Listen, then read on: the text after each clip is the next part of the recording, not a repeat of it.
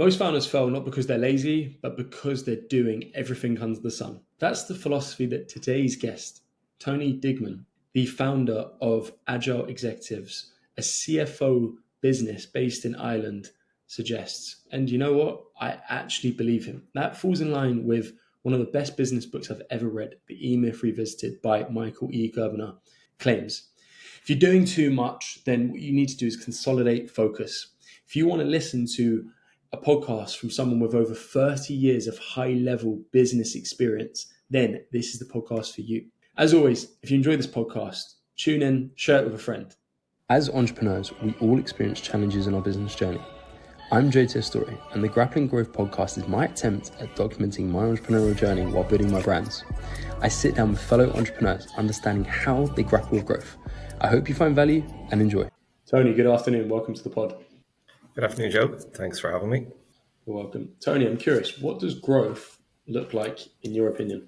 Growth. I suppose we work with a lot of growing companies, and in our own stage, we've been growing very steadily over the last 6 years since we set up the business. So it's increasing the number of businesses that you're working with, increasing the impact in our case that we're having with businesses, increasing our headcount, increasing our turnover, and in general, I suppose, having a bigger impact, on businesses and society around us. Mm-hmm. And looking at that perspective, why is having an impact on businesses that you're working with in society in general important to you?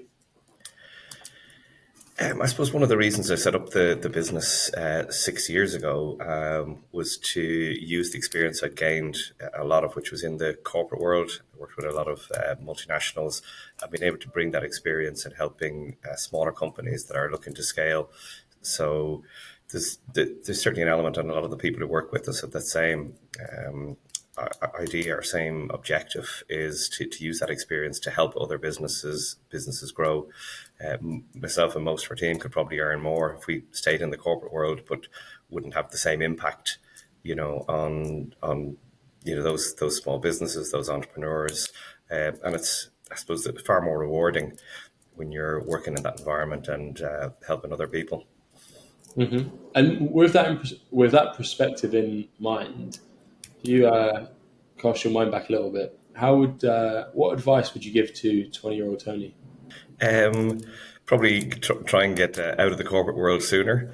I did have a few forays out in my younger years, and maybe didn't take enough time to sort of properly assess the opportunities. But I think, I'd encourage a lot of, people to try and get out. Can you get out and try something on your own? Can you, find other people with similar mindsets and try and have a go, do something yourself?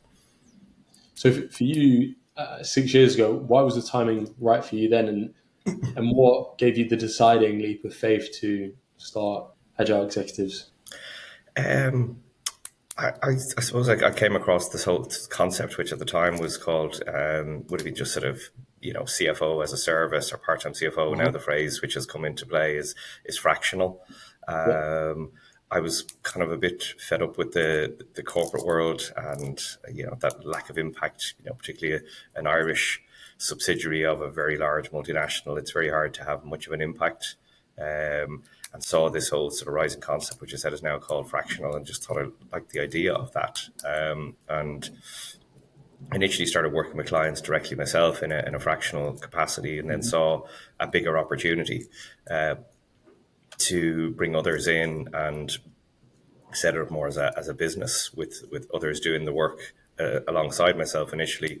And then as it's grown, I've kind of stepped more into kind of that business development, growing the business role, and surrounding myself with really good people to enable them to sort of work with those clients. So I suppose it just sort of a little bit of luck, stumbled across the concept and thought that idea of working with lots of clients. My initial thought was, I'll maybe work 3 days a week working with a few clients and play a bit more golf. I'm probably working harder now than ever. Just kind of got sucked into it as I kind of saw the opportunity was bigger and bigger, and that I enjoyed it and saw there was lots of other people out there who wanted to do the same, but they were looking for somebody to find the opportunities for them, and they just wanted to do the work with the clients. And I enjoy actually the finding clients, identifying the opportunities, and working with others to do the work with the clients.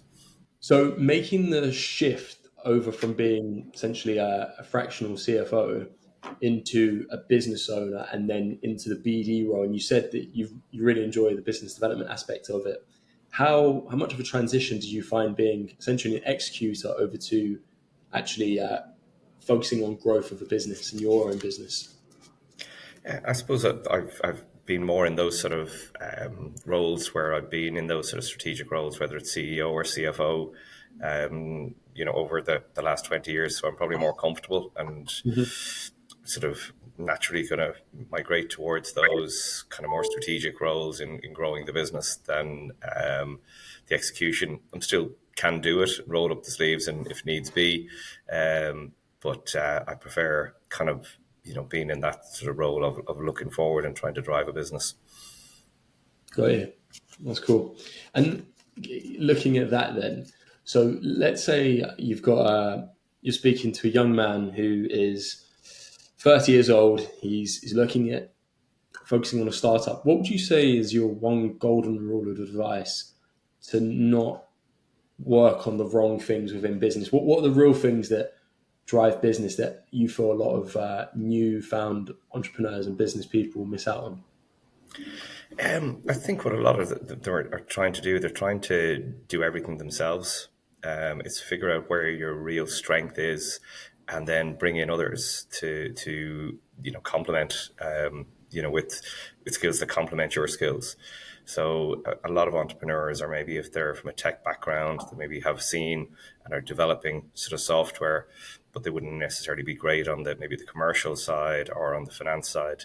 So it's sort of find others who can work alongside you and allow you to excel at what you're good at. And why do you think? So, all right, I'll reposition this because I was talking to a friend yesterday who's just started a business, and he said something very similar, that there's a role within their business, social media marketing, essentially content production, that they hate, that they could outsource for the equivalent of 2 hours of billable hours of their actual job. Why do you think so many people get caught up in trying to do everything as opposed to trying to be a specialist and then investing in the right people? Because I think it's a case of people get too caught up in the numbers, but they seldom look at the actual opportunity cost to hand. Yeah, I think that's a classic is not looking at that opportunity. Like if you're not good at doing the finances and you're spending 3-4 hours, 10 hours a week doing them, you think, what I would have to pay somebody else, €1,000 to do that. But if you had that time free, you could probably, it's probably worth €2,000 to you. Whether that's just having headspace to think about the business, or whether it's actually, providing, consultancy services or product development. So that's sort of part of it. And I think that sometimes people just get so busy in the doing that they don't even, lift their head up to sort of think, how can I move this forward sort of quicker? How can I get others involved? How can I get that help? And how can I get that support? And with some of the other sort of platforms that are out there, with the likes of Fiverr, TopTal, Upwork, you can find resources in lower cost locations as well to give you that sort of support. So if you're looking for somebody to take on your finances, you can find somebody in South Africa or the Philippines who can do that at a very low cost for you. So it's so much more open now to bringing resources in on a global scale, even at a very small business, to sort of help free up your time and that you can focus on, on what you're good at. So looking at the first few years of business, what would you primarily attribute your growth to? What was if you looked at everything and you said, if we did one thing, this was the biggest driver of our growth, what would you attribute that to? When I set the business up, I went about sort of identifying where we provide sort of consultancy, advisory, fractional services into the SME world, and identify, well, who are the organizations that are dealing with lots of small, and medium enterprises. So built relationships with them So in Ireland, that's Enterprise Ireland, it's local enterprise offices, it's Small Firms Association, ISME. These are organisations that work with lots of small businesses.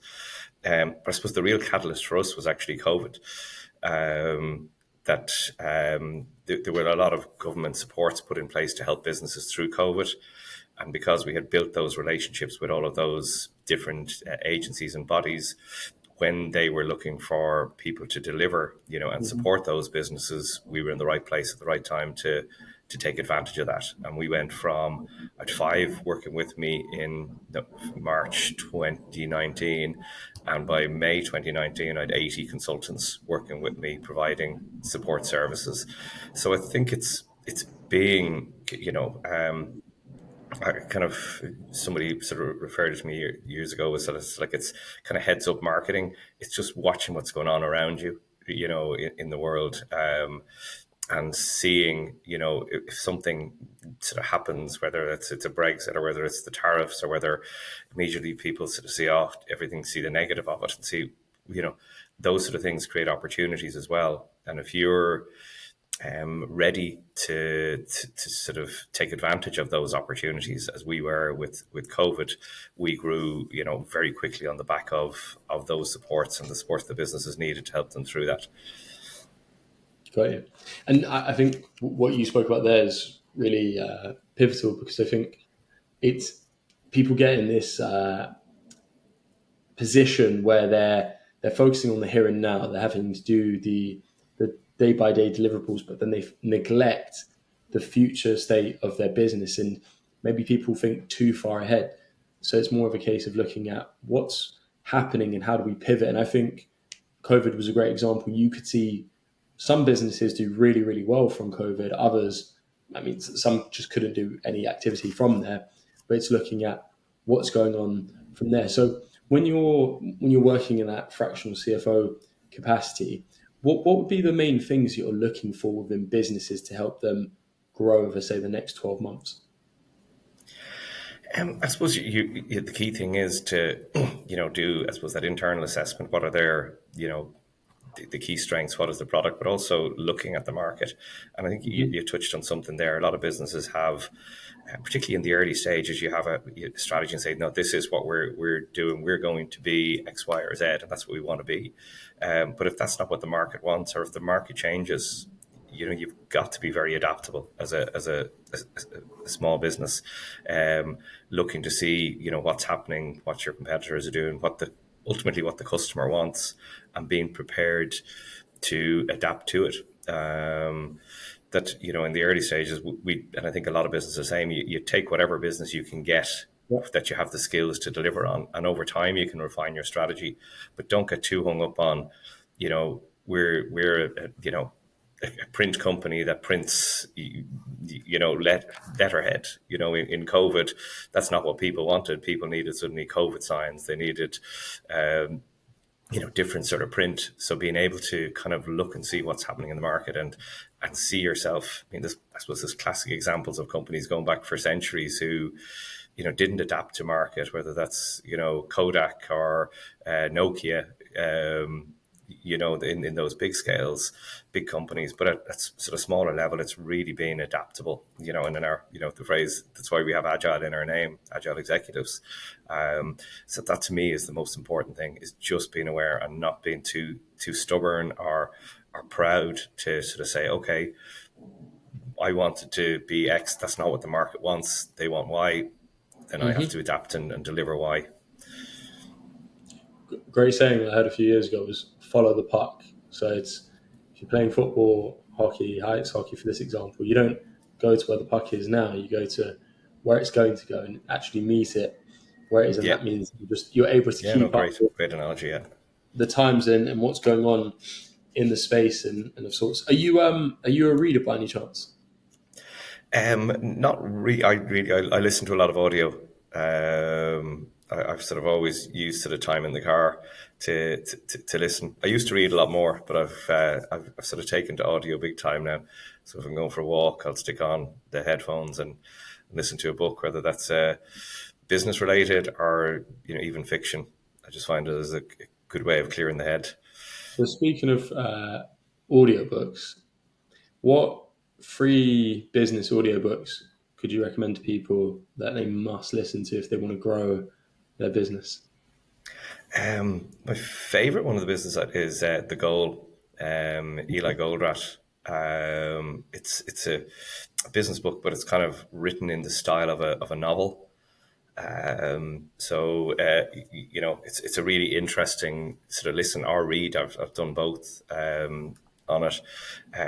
Other ones that are like Stephen Covey, Seven Habits of Highly Effective People.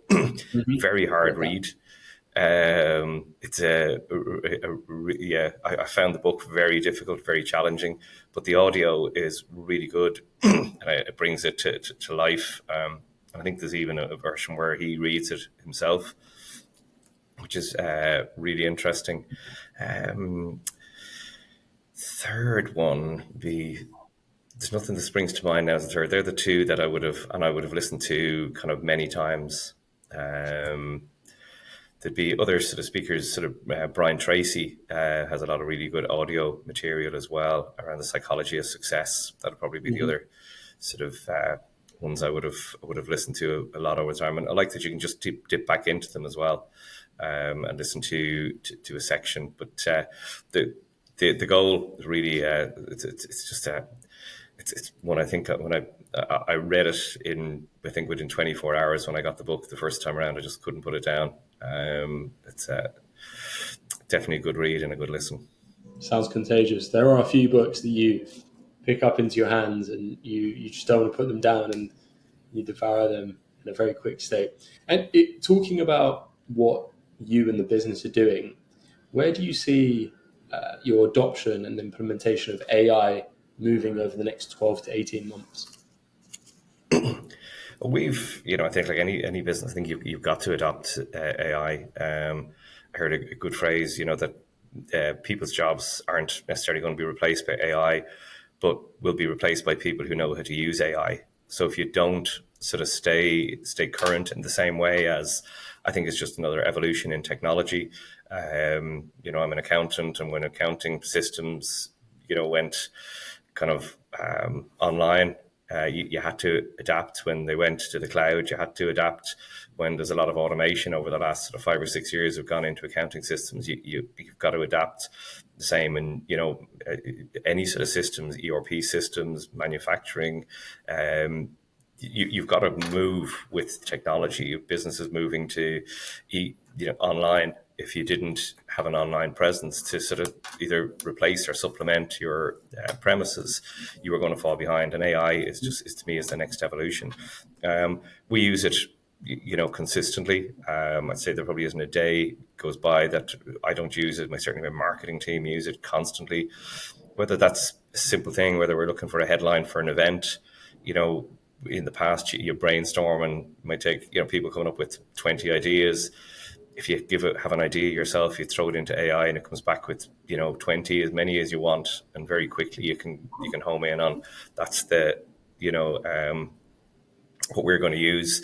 I use it a lot for tenders. I get CVs in from our team, and I want them in a certain format. So I might have a 4-page CV, and it can help me reduce that into AI into a 2-page CV. There's so many different very simple applications it can be used for doing an initial marketing plan for a new service offering, reviewing a contract. One of the tools I use has different profiles, so you can set up a profile as somebody with a legal background, and the instructions I've given is that always refer to Irish company law before reviewing any documents that I submit. And in 2 minutes it comes back with an analysis of a contract that would have taken me 3 or 4 hours to do, or would have taken a solicitor. If it takes me 3 or 4 hours, they'd probably find a way of making it 6 hours to get the chargeable hours. So there's just so many different applications you can use it for, just to make everything you do more efficient. You can't just put something into AI and assume it's going to give it right, but it can really help take a task that would have been a 4 or 5 hour task down to maybe an hour, or a 2-day task down to 2 or 3 hours. Putting a presentation together, you've got lots of content, just throw the content in, and can you organize this content, into a 10-slide presentation for me? Everything you kind of can do, it just makes things more efficient. And AI is obviously I mentioned the accounting tools. It's based into, they've been using sort of AI, some of those tools for a long time. So it's not necessarily new. There's just some new tools out there that are using AI that are more available to people than ever would have been the case before. I have a great example just where it can be used in other things. Probably shouldn't necessarily be saying this, but my son was doing a project last year, and I think it was one of the Shakespeare plays, and he couldn't understand what the question even was. So we were getting very frustrated, so decided to use AI, put the question into AI, and it came back with just wrong answers, didn't make any sense. But he knew enough to know that the answers were wrong. And eventually, after putting prompts in different ways, giving it more information, telling it which chapters and sections we were looking to answer the question from, eventually an answer came back that he went, "Oh, that makes sense. Now I understand that." So I think that's a great example of, you can't just take AI on face value and go, "Okay, it's after giving me an answer, that's what I'm going to just plug in." He knew enough to know that it was wrong, and eventually AI helped him understand the question and understand what the right answer was. Takes progress and iterations. Tony, what's next for you, and where can people find you? Next, our plans over the next 12 months are to start to move into the UK with our model. We're looking to build some new sort of technologies to sort of support what we're doing, which I think will help us move into the UK. There's a real gap in the market of where the scaling companies that we work with trying to find investors. So we're developing a platform that will enable that, and then support it and wrapped around that with our fractional executives, whether that's CFO, CMO, chief commercial officers. So we're going to be coming into the UK next 12 months with that sort of offering, whereby we want to put ourselves and our platform in the middle of companies looking for investment and investors, helping them to sort of match up, and then at the same time providing those fractional executives where investors are putting money into companies, that they can then tap into our network to put the right skills into those companies. Pretty much all scaling companies have gaps somewhere in their skill set. They don't have the ability and the funding to hire all the resources they need, and fractionals is a great way of plugging those gaps. And we think focusing on those scaling companies and connecting investors and companies looking for investment will provide us the opportunity to educate the market to the fact that fractionals are the way to help those businesses scale faster. And we think we're well positioned to come in and help those companies in the UK in the same way we've been doing in Ireland.